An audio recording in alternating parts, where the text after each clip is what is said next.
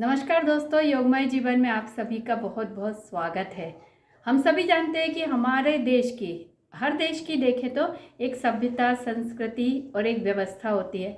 और हमारे देश की भी हम सभी जानते हैं कि हम जो मानव है एक सामाजिक प्राणी कहलाते हैं, जो समाज के भीतर ही रहते हैं और समाज से ही उनको मान्यता प्राप्त होती है। और आप देखिए कि कभी हम जंगलों में ही रहते थे, आदम कहलाते थे, जंगली मानव कहलाते थे। कैसे हमारे बुजुर्गों ने, पूर्वजों ने इतनी सुंदर व्यवस्था बनाई जिसमें कि उन्होंने समाज का निर्माण किया, वैवाहिक संबंध बनाए, संस्कार बनाए, मानव के चरित्र के निर्माण के लिए नैतिक नियम सिद्धांत बनाए।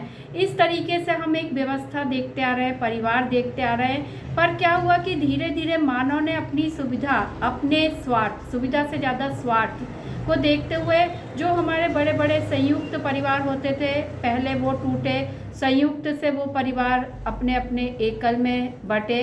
और फिर धीरे धीरे ये स्थितियाँ, परिस्थितियाँ निर्मित हो गई कि व्यक्ति अब जो है दो लोग भी एक साथ नहीं रहना चाहते। हर व्यक्ति सिर्फ अकेला रहना चाहता है, अपने और केवल अपने लिए जीना चाहता है। इसकी वजह क्या है? क्योंकि सबके पास अच्छी खासी नौकरियां हो गई हैं, अच्छी खासी इनकम हो रही है, तो उसे लगता है मैं दूसरों में से क्यों शेयर करूं, मैं क्यों ना इसका पूरा लाभ उठाऊं, मैं ही इससे पूरा एंजॉय करूं। आजकल जीवन जीने का मतलब हो गया एंजॉय करना।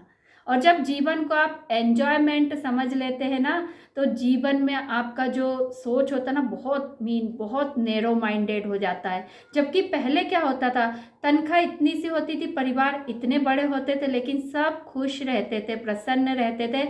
उन छोटी छोटी जो चीज़ें होती थी उसमें ही व्यक्ति खुश होना सीख जाता था। आज बड़े बड़े महल हैं, लोगों के घर हैं, सुविधाओं से भरे हुए हैं, लेकिन क्या है, व्यक्ति अकेला पड़ा हुआ है क्योंकि उसने उस व्यवस्था को भंग कर दिया।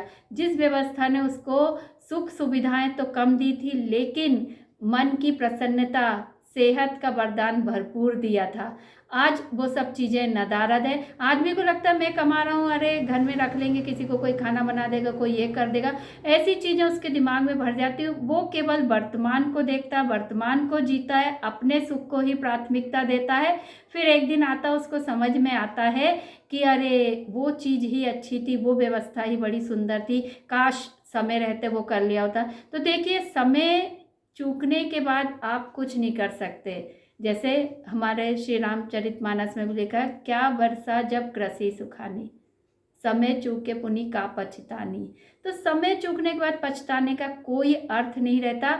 हम इन चीज़ों को समझे, हमारा युवा वर्ग इससे बहुत दूर हो रहा है। इसमें कहीं ना कहीं उनके पेरेंट्स भी जिम्मेदार हैं। क्यों? क्योंकि वो भी ऐसी ही सेल्फिश लाइफ जी रहे हैं, वे भी केवल अपने बारे में सोच रहे हैं। उनको भी लगता है ये बच्चे जो है उनके कहीं ना कहीं जीवन में या उनके करियर में रुकावट है, तो वो उनसे अलग रह के अपने जीवन जीना चाहते हैं। फिर यही सोच बच्चों के अंदर आती है कि अरे बच्चे पैदा करना तो मतलब करियर में कहीं ना कहीं बाधा आ जाएगी, चलो बच्चे अच्छे पैदा करना छोड़ो, ख़त्म करो।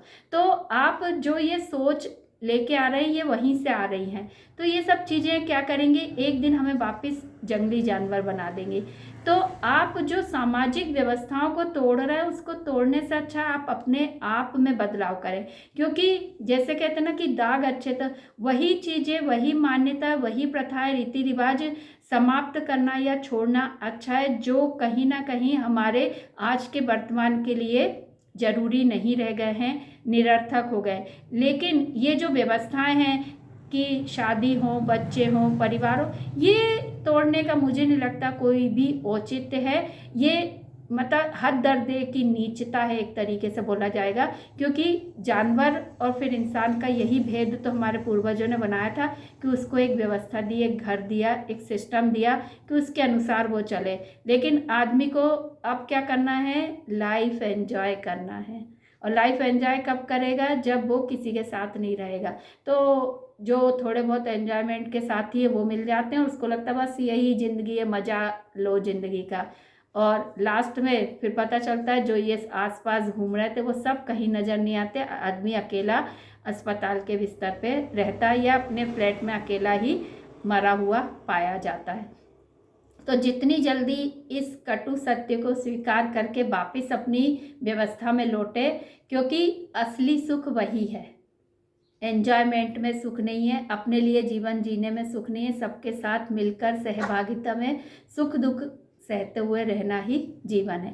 तो ये चीज़ जितनी जल्दी समझ लेंगे उतना ही अच्छा होगा। तो यही योगमय जीवन का आज का संदेश है कि हम सब जो है अपनी सामाजिक व्यवस्था जो पुरातन काल से चली आ रही है उसको तोड़ने बिगाड़ने से बेहतर होगा कि अपने आप में सकारात्मक बदलाव लाए, अपनी सोच को बदले और अपने आप को इस तरीके से तोड़ते हुए एकाकी जीवन जीने की जगह अपना जो पारिवारिक सिस्टम है उसमें ही जीने का जो है प्रयास करें और देखें कि असली सुख आनंद वही है। धन्यवाद।